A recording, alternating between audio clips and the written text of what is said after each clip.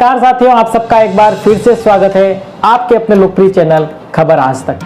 देश के प्रधानमंत्री नरेंद्र मोदी कई बार ऐसे अचानक दुनिया को चौंकाने वाले फैसले करते हैं। अपने कड़क और कठिन निर्णय को लेकर के लागू करने के लिए वो कभी पीछे नहीं हटते हैं।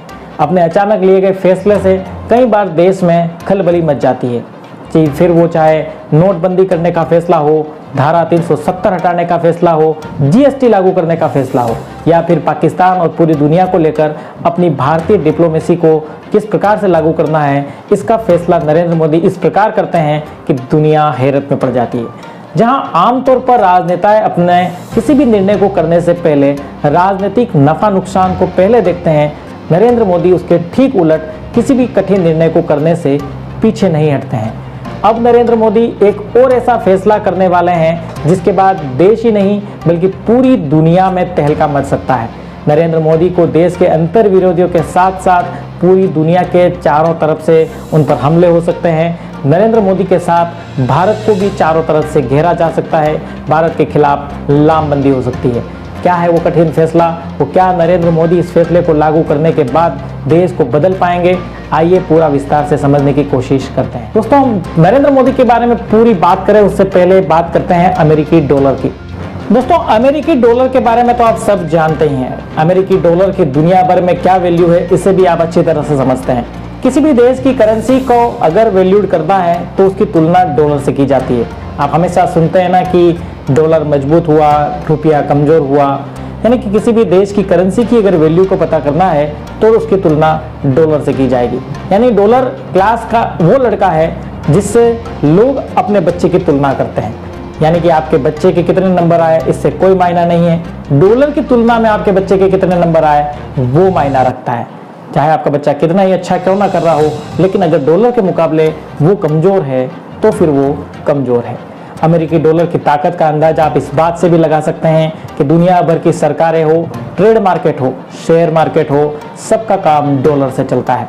इंटरनेशनल मार्केट में अगर कोई ट्रेड करना है या एक सुई भी अगर विदेश से एक्सपोर्ट इंपोर्ट करनी है तो उसका पेमेंट डॉलर में किया जाता है। डॉलर की बादशाहत इसी वजह से है और डॉलर पूरी दुनिया पर राज करता है। और डॉलर की इसी दादागिरी की बदौलत अमेरिका पूरी दुनिया पर लगाम लगा है। पिछले 2 साल से चल रहे रशिया और यूक्रेन के युद्ध में रूस के पथ पर कतरने और रूस को कमजोर करने के लिए अमेरिका ने रूस पर सारी पाबंदियां लगा दी। रूस के विदेशी मुद्रा भंडार के 650 बिलियन डॉलर को उन्होंने फ्रीज कर दिया। साथ ही पूरी दुनिया को कहा कि रूस के साथ डॉलर में व्यापार करना बंद कर दे ताकि रूस की इकोनॉमी कमजोर हो, रूस की आर्थिक स्थिति खराब हो और वो काबू में आ सके। दुनिया भर में डॉलर की इसी बादशाहत के बदौलत अमेरिका अपने घर में बैठे बैठे पूरी दुनिया के किसी भी देश की इकोनॉमी के पर कतर सकता है। नरेंद्र मोदी अब इसी डॉलर की बादशाहत को खत्म करने के लिए अमेरिका को चुनौती देने वाले हैं। जी हाँ दोस्तों, नरेंद्र मोदी अब इतना बड़ा रिस्क उठाने वाले हैं कि अमेरिकी डॉलर की इसी बादशाहत को खत्म करने के लिए न केवल भारत बल्कि पूरी दुनिया को साथ लाकर चुनौती देने वाले हैं। डॉलर की इस बादशाहत को खत्म करने के लिए नरेंद्र मोदी ने सबसे पहले रूस से बातचीत करना शुरू किया है कि अब हम लोग अपना व्यापार अपनी अपनी करेंसी में करेंगे। आज तक क्या होता आया है दोस्तों, अगर कोई देश अपने दूसरे देश से इंपोर्ट एक्सपोर्ट कर रहा है तो वो पेमेंट डॉलर में करता है। समझिए इस बात को, यानी कि रूस अगर भारत से कुछ सामान लेगा तो भारत को उसका पेमेंट डॉलर में करेगा। भारत अगर रूस से कोई सामान लेगा तो उसका पेमेंट डॉलर में करेगा। जैसे भारत की करेंसी रुपया, रूस की करेंसी रूबल, लेकिन इसके बीच में आता है डॉलर।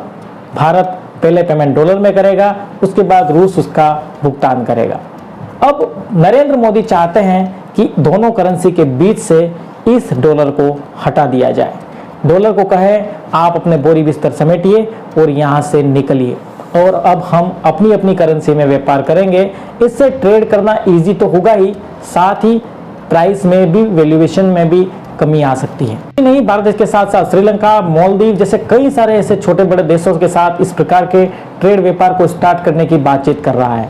ऐसा करने के बाद डॉलर की वैल्यूएशन और उसके ऊपर निर्भरता कम हो सकती है और अमेरिका की इकोनॉमी को झटका लग सकता है।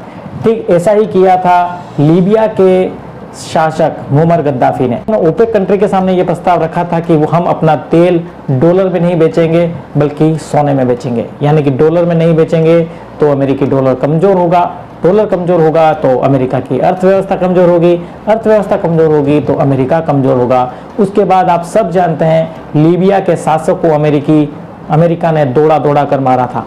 नरेंद्र मोदी अब उसी प्रकार का रिस्क लेना चाहते हैं, लेकिन क्या नरेंद्र मोदी का ये रिस्क देश भर में इकोनॉमी को मजबूत कर सकता है? नरेंद्र मोदी अब उसी अमेरिकी डॉलर को चुनौती देना चाहते हैं। नरेंद्र मोदी चाहते हैं कि देश का रुपया मजबूत हो, उनकी डॉलर पर निर्भरता कम हो, अब किसी भी देश के साथ आयात हो उसमें डॉलर से पेमेंट ना किया जाए तो फिर भारत का इंपोर्ट सस्ता हो सकता है, भारत में आने वाली चीज़ों के रेट्स कम हो सकते हैं, भारत को इससे आर्थिक मजबूती मिल सकती है।